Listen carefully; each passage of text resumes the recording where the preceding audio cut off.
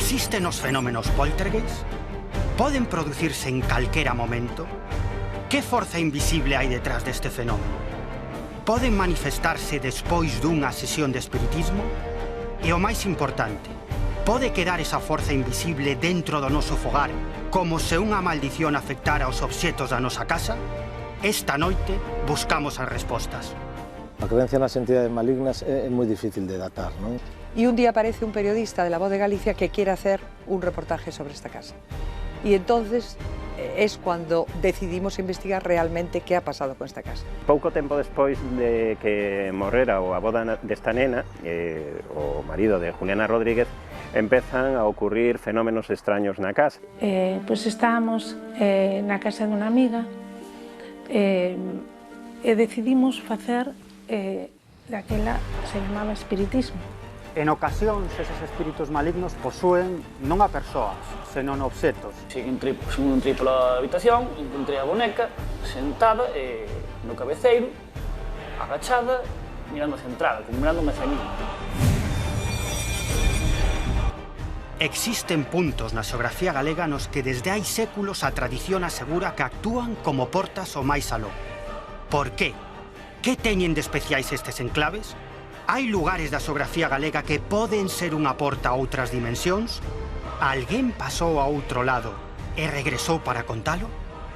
Pois estamos na Cruz do Seixo, que é un dos cotos preeminentes do Monte do Seixo. A xente facía o que iban ali, moitos a recordar os difuntos, moitos a rezar polas súas calamidades. E o ritual de atravesar a porta conviña facelo sempre de norte a sur e en datas propicias. E unha vez do outro lado hai que depositar unha ofrenda.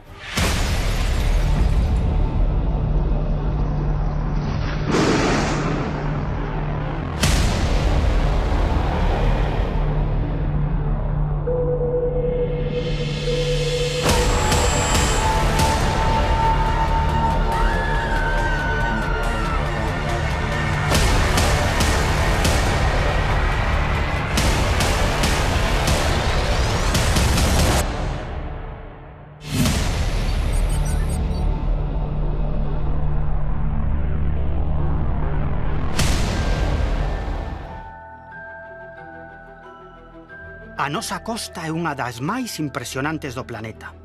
En lugares agochados aínda quedan vestixios dos grandes povos que habitaron estas terras desde fai miles de anos. Povos que crían nos seus particulares deuses, pero tamén nos seus demos.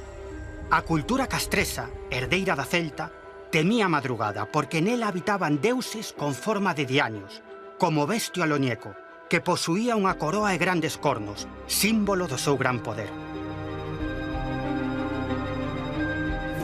Os tempos cambiaron, pero a crenza en seres malignos aínda segue viva. Tanto que, segundo a tradición, poden tomar forma e atacarnos. Non é novo. Desde hai séculos, os diferentes povos que viviron nestas terras miraron con veneración á luz e con medo á escuridade.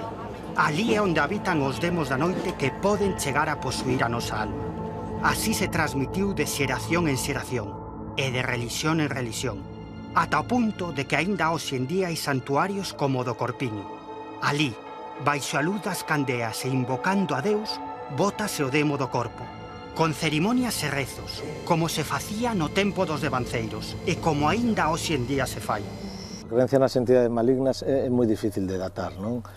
Sabemos, por exemplo, que dentro do contexto religioso cristián pois existe a crenza no demo, non? E, polo tanto, poderíamos falar pois, de estes últimos 17 séculos, non? De cristianismo en Galicia xa se creen en entidades deste tipo, pero o máis probable é que isto se remonta a moito máis antigo, non? Polos estudos que sabemos a nivel de comparativa antropolóxica, hai moitas sociedades que creen en entidades deste tipo. De feito, gran parte das religións que existen no mundo creen en estas entidades e, por exemplo, non creen en deuses. Hai moitas religións que son ateas, pero sí creen en entidades espirituais, entidades malignas ou entidades benéficas, ou sobre todo tamén en entidades que teñen que ver cos espíritus dos mortos, dos devanceiros, dos antepasados.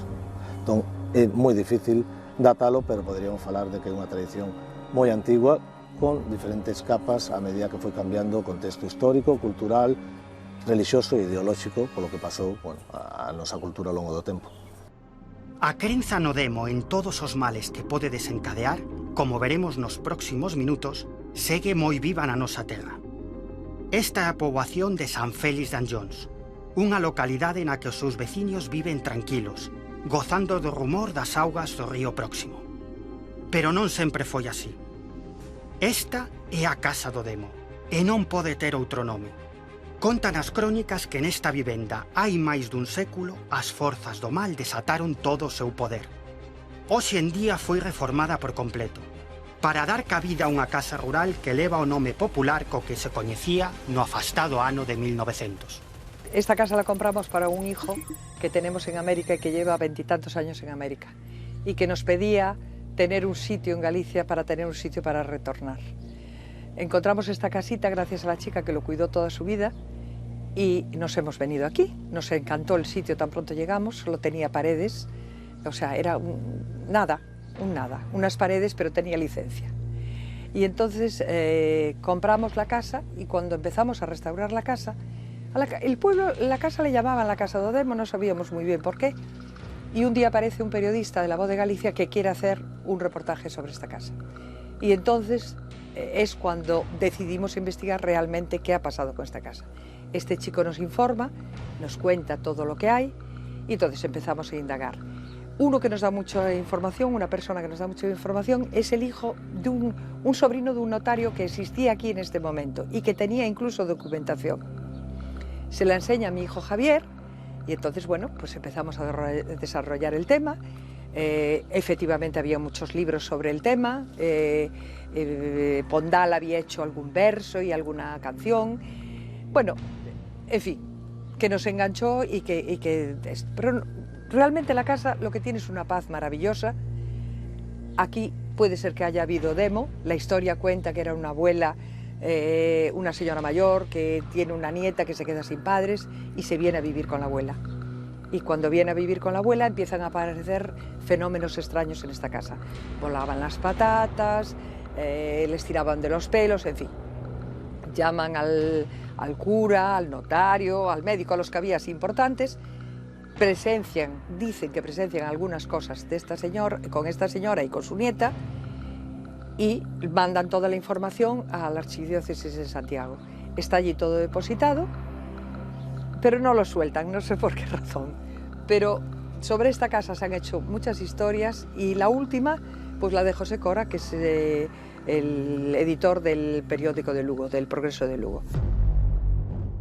A principios de febreiro do ano 1900, o párroco da pequena aldea de San Félix de Anllóns, Juan Antonio Combarro, recibiu a visita dunha veciña, Xuliana Rodríguez.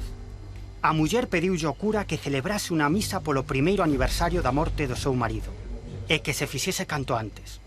Tal como contou o cura a un xornalista tempo despois, Xuliana tiña o temor de que ese descoido fose a causa das 1000 vexacións que viña sufrindo na súa persoa a domicilio.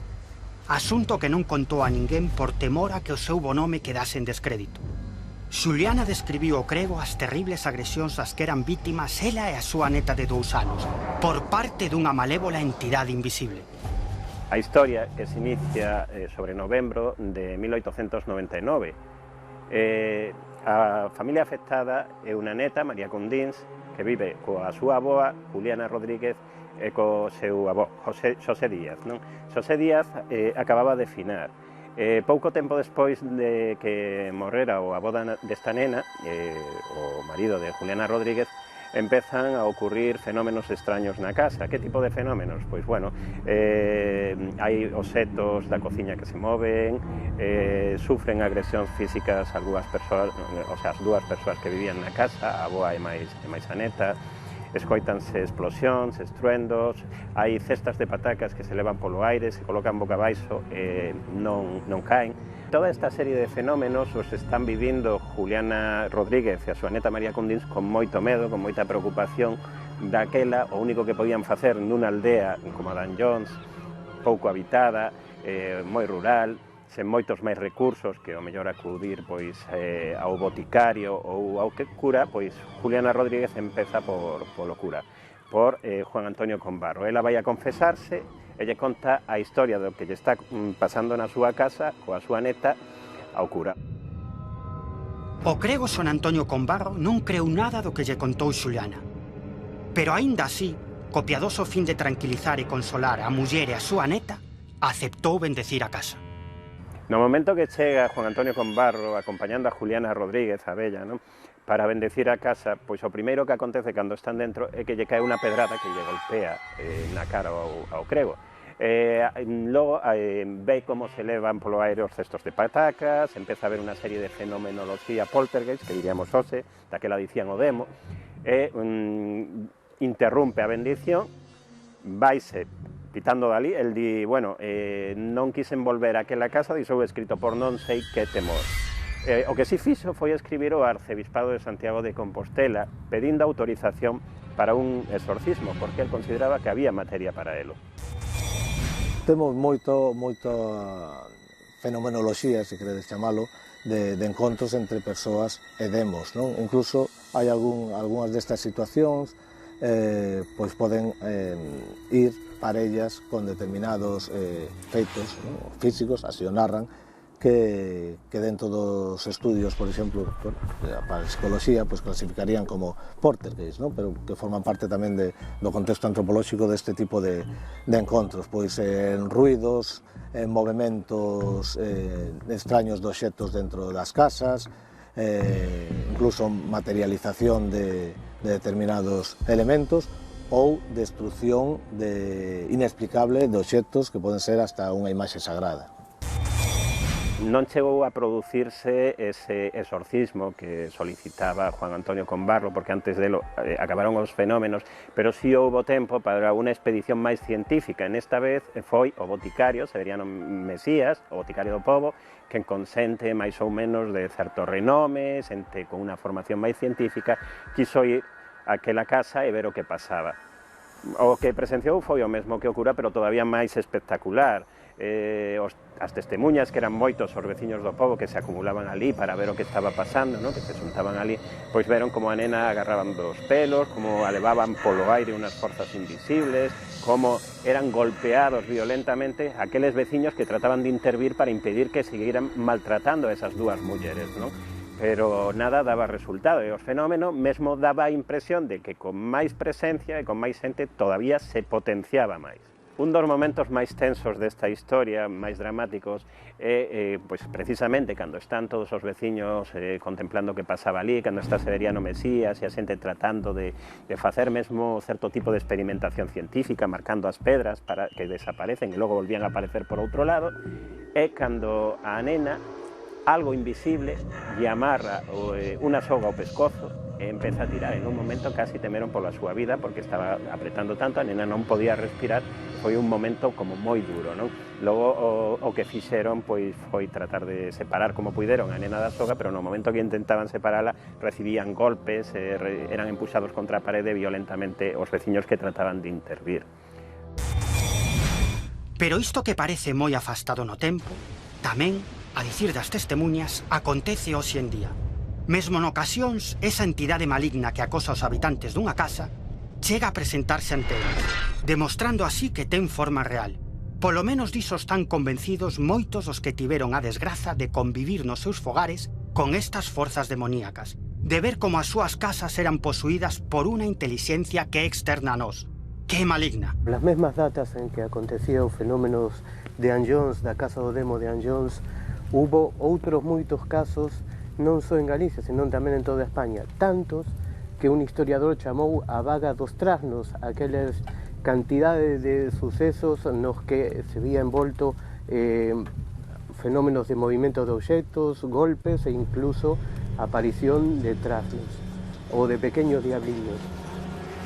Un dos máis rechamantes aconteceu nunha casa de Larouco, no que movíanse as mesas, movíanse os cubertos, os obxectos, escoitábanse ruidos moi fortes por todas partes e incluso nunha ocasión un pequeno trasno apareceu boca abaixo pola cheminea da propia casa, asomouse e foi visto por varios membros das familias.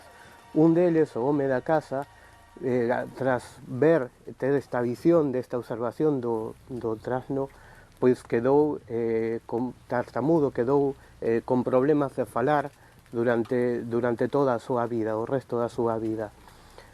Hai que dicir que na tradición oral as chemineas son lugares propicios para que entren este tipo de seres e que moitas veces se esconxura con algún sinal escrito na propia cheminea para que non entren este tipo de seres. Pois estábamos na casa dunha amiga e decidimos facer daquela se chamaba espiritismo, porque non se coñecía a Ouija. Entón, nos pusimos en un cuartiño anexo ao salón. Nos pusimos ali, no chan, e pusimos as mans así, facendo un círculo. De repente, a porta de doble hoja, desde el otro lado, como si estuviesen dando golpes muy fuertes hacia adentro, ¿no? Entonces nosotros salimos corriendo y chillando, gritando, un susto tremendo. En el otro lado no había nadie. Y entonces unha delas dixo: ahora é o momento de volverlo a facer. E sin cabeciña ninguna, volvimos a entrar no cuartiño, nos sentamos no chan de novo, cerramos a porta e non tuvimos que invocar a nadie, porque ya inmediatamente a porta empezou outra vez, incluso máis forte, a batirse con un ruido moi forte. Eu vin en el espello como unha especie de sombra sutil, pero eu la vi. Entón, les dije que yo me iba de allí, tiña medo. Entón salí da habitación e me fui a la cocina. Entonces estaba en la cocina, no pasaron ni 2 minutos, cando de repente salen todas corriendo de allí, la madre con el candelabro detrás, todo, vamos, aquello eran gritando, histéricas, y yo les pregunté que era o que había pasado. Entón, elas me levaron a porta da habitación, tiñan unhas cortinas colgadas, largas, e unha parte delas era como se unha man invisible as collera e as movera dun lado para outro, e hasta el techo algunas veces, ¿no? Así como si fuese un manojo, ¿no? Entonces, claro, un miedo terrible. Pero non só acontece nas casas. Ás veces, un xoguete tan cotián como un boneco, como se fose unha especie de esponxa que atrae todo tipo de emocións, pode desencadear este tipo de sucesos. En ocasións, eses espíritus malignos posúen non a persoas, senón obxetos. Obxetos que xeran todo tipo de fenómenos paranormales nas casas onde se atopan. Un caso moi coñecido deste tipo é o do famoso boneco Robert. Robert serviu de inspiración para as famosas películas de Chucky, o boneco diabólico. En realidade, Robert foi un agasallo dunha aia xamaicana o neno que coidaba, que se chamaba Robert Eugene Otto, nacido no ano 1900 nunha pequena localidade de Florida. Ao parecer, esta aia xamaicana estaba moi introducida nos segredos do vudú haitiano. Este boneco medía aproximadamente 1 metro de altura, tiña uns botóns a modo de ollos e estaba recheo de lá. O neno colleulle tanto agarimo a este boneco que púxose o seu propio nome, Robert.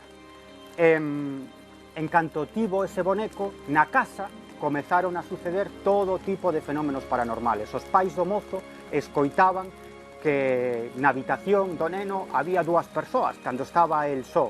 As luces da casa se acendían e se apagaban, os mobles movíanse, as portas se pechaban e se abrían, vamos, que pasaban todo tipo de fenómenos paranormales.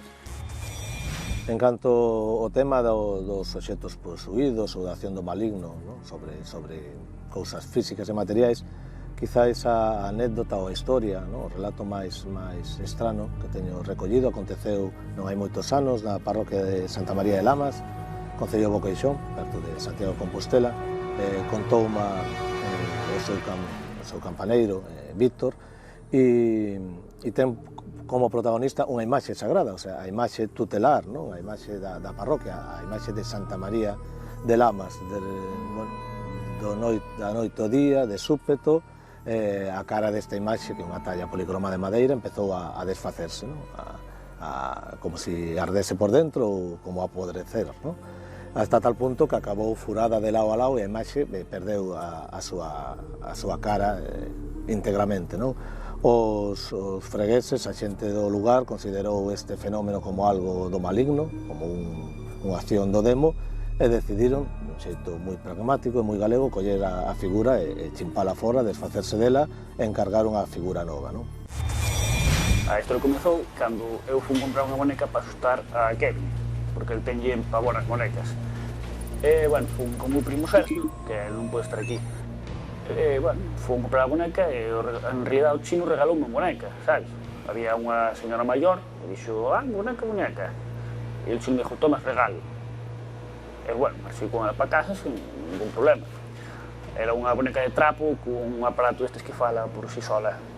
Chegamos a casa, deixámosla na entrada, e ao largo do día, sin que nadie a tocara, cantaba sola. Non lle dimos importancia, pensamos que viña mal. Quitamos as pilas e a boneca seguía cantando. Pero, bueno, non me facía moito caso. Ata que esa noite, saímos ás 12 da noite e saímos a sacar os perros. Eu fui o último que salín da casa e dixen, bueno, pois vou gastar unha broma a Kevin, vou colocar aquí a boneca en cimera para que cando entre el se asuste. Bueno, o caso que estiven, pero como 15 minutos vou colocando a boneca porque caía a cabeza. Al final, máis ben salimos co neno colocado, saín, marchamos ao parque para sacar os cans. Volvimos sobre a 1 da mañá e Kevin tuvo que ir a Multitenda de San Roque a hacer unhas fotocopias ou algo así tiene que facer. Dixenlle o meu primo, toma, abra a porta, porque tiña que ir unha sorpresa para Kevin para que se asustara. E o meu primo abriu a porta e dixo, pero aquí non hai nada. Entón eu entrei e dixo, hostia, pero dixo, aquí a boneca, onde carallo vai a boneca? E, bueno, yo me iba acercando a la habitación para dejar la chaqueta. Según entré pola habitación, encontré a boneca sentada no cabeceiro, agachada, mirando hacia a entrada, como mirándome hacia mí. Entón eu asustei, o meu primo mirou, asumí a cabeza, saiu correndo, chegou Kevin correndo, bueno, pensou que era unha broma, dixo, quita a boneca dei, quita a boneca dei. E dixo, non, non a vou tocar. E foi ele, quitou-na, e, bueno, nese momento dun flash de lucidez, cheguei ali co machete, bueno, desfixen a boneca inteira, pero inteira, le hice pedazos, la cabeza de fixenlla, e, bueno, metimos unha bolsa de basura, nos sentámonos os tres na cociña, ca boneca no centro da cociña, na bolsa de basura. Bueno, seguimos os tres ao pasillo para decir, que pasou aquí? Aquí ten que haber alguna explicación. Bueno, cando saímos cando volvemos os tres para a cociña, a bolsa estaba como movida, como se algo quixera sair dela. Entón dixemos, vamos tirala. Fomos á sala ca bolsa para coller as chaves, e según collín as chaves, abrín outra vez a bolsa para ver a boneca se estaba dentro. Resulta que cando abrín a bolsa a boneca estaba inteira. O sea, foi algo increíble. Nada, dixemos, vamos tirala. Fomos á calle, tiramos na basura, volvimos para casa e nada. Nesta época tan tecnolóxica, tan incrédula, na que parece que perdemos a fe en todo, dá a sensación de que aínda hai conceptos que espertan medos antigos. O demo o que representa é un destes medos. Semella que ninguén está libre de vivir este tipo de fenómenos. Por iso, convén botar man da tradición e tomar algunhas precaucións para evitar estas situacións. Según a tradición galega, temos dous tipos de mecanismos, poderíamos clasificarlos así. Mecanismos protectores ou profilácticos frente a este tipo de males, de entidades, e mecanismos esconxuradores ou sandatorios, é dicir, para expulsar ou para curar as persoas cando xa sufren a acción destas entidades. Dentro dos mecanismos protectores, o máis habitual é o uso de amuletos, é dicir, obxectos apotropaicos, obxectos de poder que teñen a capacidade de afastar o mal, ou que se cree que teñen esa capacidade. Hai amuletos de todo tipo, hai amuletos que podemos chamar de orixe profano, hai amuletos de orixe religioso, hai amuletos que se levan consigo, hai elementos protectores que se poñen na casa, sobre todo especial atención, hai que prestar especial atención á protección da casa, do fogar, da facenda, o que é o gando, e de todas as construcións anexas que forman parte da unidade doméstica. A outra explicación posible era que fose a neta, María Cundins, a que actuaba como catalizador de todos estes fenómenos, e de feito que nos contan as crónicas, as novas da prensa, é que cesan no momento en que esta rapaza sae da vivenda. A conclusión de todo isto, pois claro, hai sempre que mesmo na época trataba de dicir isto era un montaxe, isto non era real, pero moitas veces, se tratamos de darlle unha explicación racional a unha situación de estas, pensemos nunha boa e a súa neta vivindo no rural, nunha aldea, en Anllóns, con moi poucos medios, que como elas poden montar unha fenomenoloxía paranormal digna de Steven Spielberg nos nosos tempos. Entón, ás veces, as explicacións racionais son menos racionais que admitir que non sabemos o que pasaba. Penso que por algunha razón descoñecida, certas forzas alleas a nós poden xerar o mal. En canto a orixe destas forzas maléficas, algúns investigadores do paranormal pensan que a orixe está na mente das propias persoas, que son as que xeran este tipo de fenómenos extraños. Pero outros investigadores opinan que en realidade esas forzas maléficas son espíritus, persoas mortas, que en lugar de ir hacia o alén, hacia a luz, quédanse apegados na terra, no noso mundo material. Algúns o fan para axudar a familiares e amigos, e outros quedan aquí apegados para facer o mal. Os médiums e os espiritistas din que cando falecemos desprendémonos do noso corpo físico, pero seguimos mantendo o noso carácter e a nosa forma de ver o mundo. Polo tanto, se somos malas persoas e se quedamos ou decidimos quedar apegados a esta terra e non viaxar ao alén, se somos malas persoas, pois seguiremos facendo o mal aquí na terra. O Monte do Seixo foi un lugar sagrado para os nosos antepasados. Así queda reflectido nas numerosas lendas, mitos e tradicións máxicas que aínda perviven neste lugar. De entre todas, brilla con luz propia a que ten que ver cun conxunto de pedras coñecidas como Portalén, un enclave único en Galicia. Din os veciños do lugar que ao atravesar a porta e despois de depositar unha ofrenda, pódese facer unha pregunta aos mortos. A resposta dos falecidos chegará como un rumor no vento. Para levar a cabo este antigo ritual, hai que percorrer primeiro este sendeiro na montaña que leva a un lugar moi especial. Un lugar que desde hai milenios oculta un segredo entre as súas rochas. Pois estamos na Cruz do Seixo, que é un dos cotos preeminentes do Monte do Seixo. Compre lembrar que o Monte do Seixo forma parte da Serra do Cando e a Serra do Cando da dorsal galega, que é o espiñazo do país. E aquí na Cruz do Seixo, que está por riba dos 950 metros de altitude, que é unha atalaya privilexiada para poder contemplar a ría de Arousa e a ría de Pontevedra, se localiza este lugar sagrado pois para os antigos e lugar sagrado para os contemporáneos, xa que aquí ao meu lado temos un altar cristián, porque todos os anos polo 24 de xullo, aquí na Cruz do Seixo, se celebra unha romaxe na honra do Santo Antonio.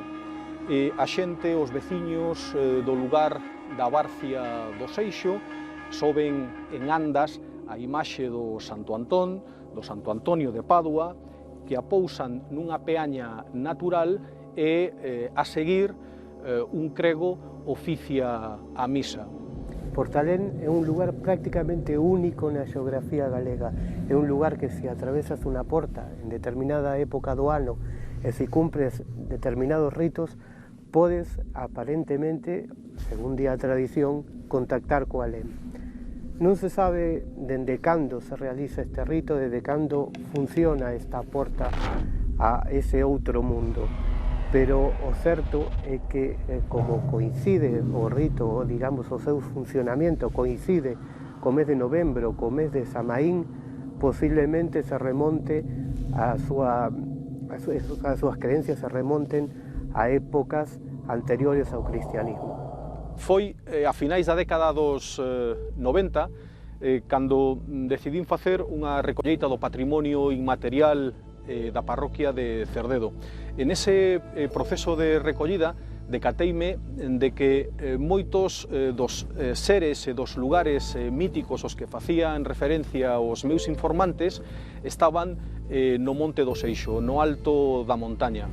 Entre eles, un dos máis citados era Portalén. Os meus informantes dicíanme que no alto da montaña, no alto do Seixo, existía unha formación rochosa que conformaba un lugar do cal se accedía ao outro mundo. De calquera xeito, non foi até o ano 2002 cando puiden xuntar a un grupiño deses informantes, todos eles septuaxenarios, octoxenarios, os que con eles percorrín a montaña e me foron indicando un por un eses lugares míticos e as súas lendas. A xente facía o que iban ali moitos a recordar os difuntos, moitos a rezar polas súas calamidades, moitos a ver encontrar un estímulo, encontrar unha paz, encontrar un sosiego, encontrar algo que se apartara, por exemplo, das preocupacións diarias, do traballo, da familia, en fin, de todo. Iban ali como se foran a encontrar algo que reconfortara a súa vida en ese momento. Iban con esa idea, esa era a imaginación de que la xente era así. E nós seguimos de rapaces, seguimos a mesma tradición. Seguimos indo ao monte a pasar un rato en un sitio totalmente distinto, totalmente que nos gustaba, que disfrutábamos da montaña e que sentíamos algo distinto a estar aquí polo pueblo ou estar por a vida por aquí. Ese era o Monte do Seixo para nós, sempre foi un símbolo, a partir da tradición, un símbolo de como se aquilo fora algo moi distinto ao que vivimos actualmente aquí. Para cumplir co rito hai que vir a Portalén no mes de novembro, atravesar a porta e unha vez do outro lado hai que depositar unha ofrenda, que pode ser un anaquiño de pan, un pouco de viño ou unha candea acesa. Unha vez feito isto, hai que preguntar ao mundo dos mortos que algunha cousa que se queira saber. E di a tradición que a resposta virá modulada no vento. Unha vez escoitada esa resposta, hai que volver a atravesar a porta no sentido contrario, é dicir, salir por donde se entrou, para que sair do mundo dos mortos, porque di a tradición que se non se cumplira isto ou se revelara o segredo, as cousas que se escoitaron do outro lado, a persoa podería quedar rouca para sempre. Bueno, iba ali a contar cos difuntos. O que é que aquí a xente, somos reservados. E a donde ven? Bueno, sí, estivemos no Seixeta, estivo en Portalén, sí, é que, bueno, ven, estiven ali, pero bueno, tú sabías do que viña, sabías, intuías o que fora a facer ali, pero non se aclaraba, un pouco reservado, como somos os gallegos, non? Nunca sabía, pero era a realidade. A realidade de moitas personas, non de unha, de un montón de personas. Se vai unha sola, non, iban naquela, pois todas as mulleres daquela edad iban ao monte. E a veces iban hasta medio escondidas, o sea, como a ver se non me ven, a ver se non me ven, para que dá vergonza decir que foran ao monte a fazer esas cousas, non? Esa era a manía que teña esa xente.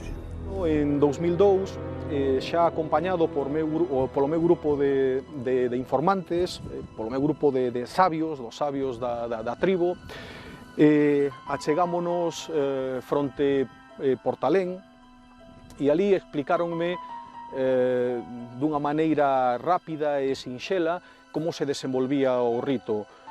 Por suposto, ningún deles confesou na miña presenza que tomara parte no rito ou que en algunha ocasión o fixera, pero que si de oídas sabía que outra xente se encamiñara ao Monte do Seixo e en concreto a Portalén para atravesar a porta. Chegamos á porta e normalmente quedamos un rato debaixo da porta. Quedamos un rato porque sabíamos que había xente maior, pois quedaba ali un rato rezando ou algo. E ao pasar para lá, quedabas como mirando uns pos outros, sin saber, te encontraba nun sitio como despistado, non? Como, isto non é o que eu transmite, o sea, parece que te pasabas a outra forma de ver as cousas. Esa era a realidade, o sea, a sensación era esa. Era a miña e de toda a xente que iba ali. Iso era moito sexo. De momento non nos movemos deste lugar. É especial. Só hai que observar a contorna e percorrer esta montaña para percibilo. Porque a maioría das veces visitamos enclaves así e non somos conscientes da importancia que tiveron no pasado. Porque precisamente, para percibir a súa maxia, é fundamental cumplir coa tradición. O ritual de atravesar a porta conviña facelo sempre de norte a sur e en datas propicias, é dicir, cadrando como agosto, cadrando coa festividade celta do Samaín. Nesa altura do ano, onde as sombras, a escuridade vence a luz e onde a permeabilidade entre o alén e o aquén faise evidente. Pasar a porta, atravesar Portalén, acadar o mundo dos mortos non é unha romaxe, é unha ritualidade privada. Así que deberíamos establecer a comparanza co bautismo prenatal, co bautismo anticipado, que aquí na zona de Cerdedo se coñece como enxembramento.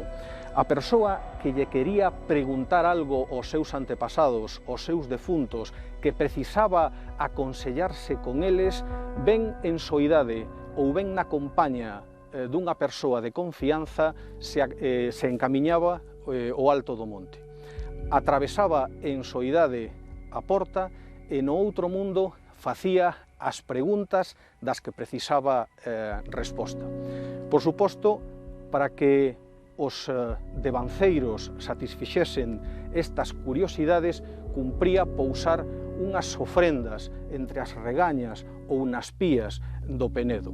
Podía ser unha candea, podía ser unha codia de pan, podía ser un gurrucho de viño que se depositase nunha cunca. Ao parecer, segundo di a tradición, os devanceiros, os defuntos, nunca adiaban a resposta, senón que sempre respondían conforme a dereito. Si me advertiron, os meus informantes tamén, que unha vez escoitada a resposta, unha vez satisfeitas as dúbidas, un tiña que abandonar o alén mundo atravesando a porta as avesas de como se fixera, é dicir, de sur a norte. E, por suposto, advertíronme de que aquilo que se vira ou se oíra no outro mundo tiña que gardarse para un a risco, neste caso, de quedar rouco de voz. Os veciños da Barcia do Seixo celebranlle misa e romaxe ao Santo Antonio o día 24 de xullo, nunha data extemporánea, xa que no Santoral, o Santo Antonio de Padua, o santo portugués, cae o 13 de xullo. Pero é que o 24 de xullo acontece un fenómeno natural ben curioso, e é que o sol, con día claro, se podemos albiscar e admirar o solpor, a última raiola dese sol, tamén segundo a tradición, coarase por debaixo destes penedos que teño as miñas costas, atravesando de parte a parte a Peneda. Con certeza, a rivalidade entre as crenzas cristiás e as tradicións pagás foi a que levou, en época indeterminada, a que se cegase o buraco que atravesa esa última raiola do sol. Isto é o que conta a tradición, e como non pode ser doutro xeito, o que se fai desde hai séculos. Pero atravesou alguén as portas do máis aló e volveu para contar o que viu? O mosteiro cisterciense de Armenteira, entre as rías de Pontevedra e Arousa, na comarca do Salnés, é un remanso de paz. Só hai que observar a contorna para darse conta diso. Hoxe está habitado por varias monxas que con moito esforzo mantéñeno no maravilloso estado que podemos contemplar. Pero Armenteira non é só un lugar de culto. Aquí, contan as crónicas, hai séculos o seu monxe fundador viaxou ao máis aló e regresou para contalo. A historia de Sanero de Armenteira está recollida nunha das cantigas de Alfonso X o Sabio. Ero era un adiñeirado nobre que unha noite soñou ca Virxe María. A Virxe encomendoulle a construcción dun mosteiro. Así o fixo, e no ano 1151 inaugurouse o mosteiro de Santa María de Armenteira. Conta a tradición que un día Ero saíu a dar unha volta polas proximidades do mosteiro e encontrouse cun merlo. Quedou absolutamente embelesado, sorprendido polo canto dese merlo e comezou a seguilo. E finalmente acabou baixo unha árbore contemplando a ese merlo e absolutamente cautivado polo seu canto. Cóntase que entrou nunha especie de transo e que incluso tivo ou experimentou algunhas visións do paraíso. Logo de todo iso, Ero regresou ao mosteiro e sorprendeuse porque deuse conta de que por fora estaba cambiado. Non o recordaba así. Chamou á porta, abríronlle algúns monxes que tampouco logrou recoñecer, aquelo extrañoulle enormemente, e en un momento determinado, teméndose o peor, preguntou, pero bueno, en que ano estamos? E cando lle dixeron en realidade en que ano estaba, deuse conta de que pasaran nada máis e nada menos que 300 anos. Dende logo, os monxes do mosteiro sabían da historia e sabían que o mosteiro fora fundado por Ero de Armenteira, o que consideraban santo, e tamén sabían que un día, segundo a tradición, segundo a historia que contaban, saíu a dar unha volta e nunca máis volveu a aparecer. Pode parecer incrible, pero incluso hoxe en día, en pleno século XXI, hai persoas que están convencidas de que viaxaron o máis aló e regresaron para contalo. Estou acordándome dun caso protagonizado por unha viguesa, ela chamase Gloria Rey, en un momento determinado estaba sendo sometida a unha intervención cirúrxica para extirparlle un tumor maligno nunha mama. Ela, de pronto, sufriu un paro cardíaco. Neses intres de morte clínica, ela encontrouse nunha especie de túnel dunha luminosidade de gran beleza e ali encontrouse con algúns dos seus familiares e amigos falecidos que, según ela, todos vestían cunha especie de túnicas, todos alegráronse moito de vela ali no máis aló. Ela dicía que experimentaba unha paz, un benestar, unha ledicia que non podía describir con verbas. En un momento determinado apareceu unha entidade espiritual, ou polo menos ela identificou a esa entidade así, unha especie de ser espiritual, que dixo o seguinte: Gloria non pode quedarse porque ten moito que facer e moito que aprender na terra. E, precisamente, nese intre, cando Gloria regresa ao seu corpo físico. Como non podía ser doutro xeito, os monxes do Cister non levantaban os seus edificios en lugares calquera. E o Monte do Seixo, situado nos dominios do mosteiro, é sagrado desde tempos dos devanceiros. Aquí non só atopamos unha porta ao máis aló a que se rende culto. Ademais, garda outros segredos.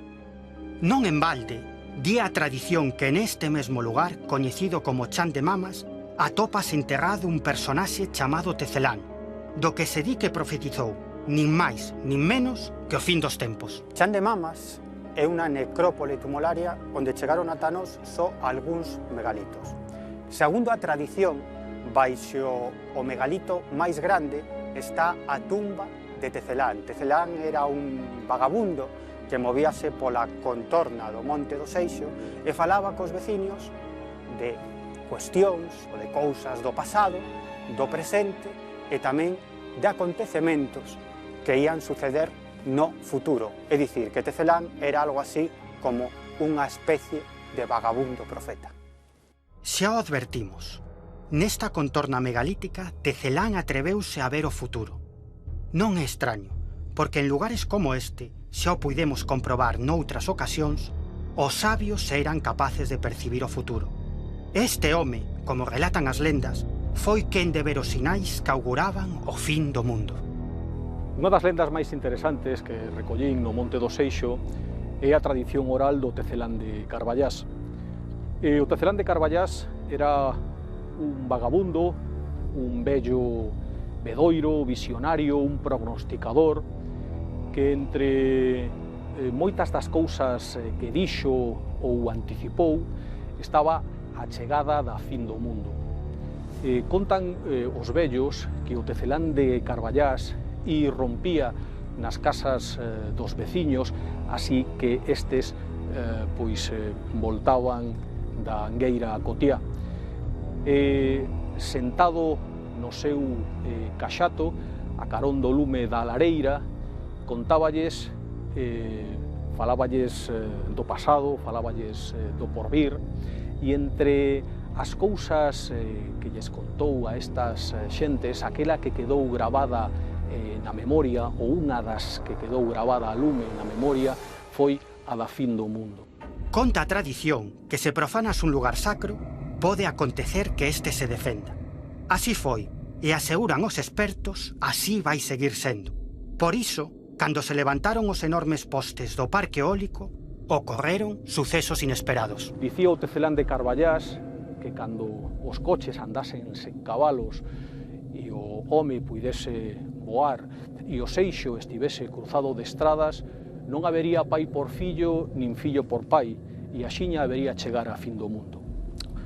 Co paso do tempo foronse cumprindo cada un dos vaticinios e por volta do ano 1999-2000 construíuse o parque eólico no Monte do Seixo, que converteu a montaña nun encrucillado de pistas. A luz dos veciños, a terceira das profecías do Tecelán, tamén se viu cumprida. Tal foi ou tal era a crenza nas palabras do Tecelán que moitos dos veciños á vista da estragueira do Seixo enfermaron ou viron repercutida negativamente a súa saúde.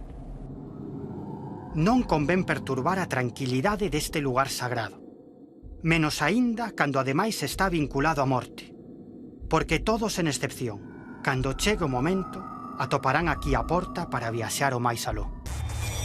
É verdade que atravesando esta porta e cumprindo co rito se pode comunicar co alén, non se pode saber con certeza, é un rito persoal que cada quen saberá si a resposta se pudo comunicar cos seres falecidos. O que sí é certo é que este lugar é un lugar singular no que se perviven aínda ritos e crenzas que se remontan a séculos ou incluso milenios atrás. Pero o Monte do Seixo é fundamentalmente a porta ao outro mundo, porque no Monte do Seixo localízase Portalén. Pídeselle a todos aqueles que visiten Portalén que atravesen a porta e no seu atravesar que haxa un espertar de conciencia para que saibamos divulgar o Monte do Seixo, para que saibamos recuperalo e para que saibamos rehabilitalo para xeracións futuras. Hai certos lugares aos que a tradición lles outorga o papel de fronteiras co alén, de fronteiras co máis aló.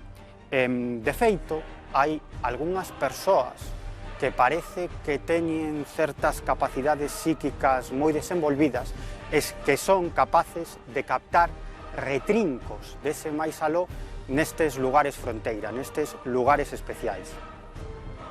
Mámoas, menires, megalitos, pedras incluso as que a tradición lles atribúe propiedades curativas e propiedades máxicas, serían algúns destes lugares fronteira.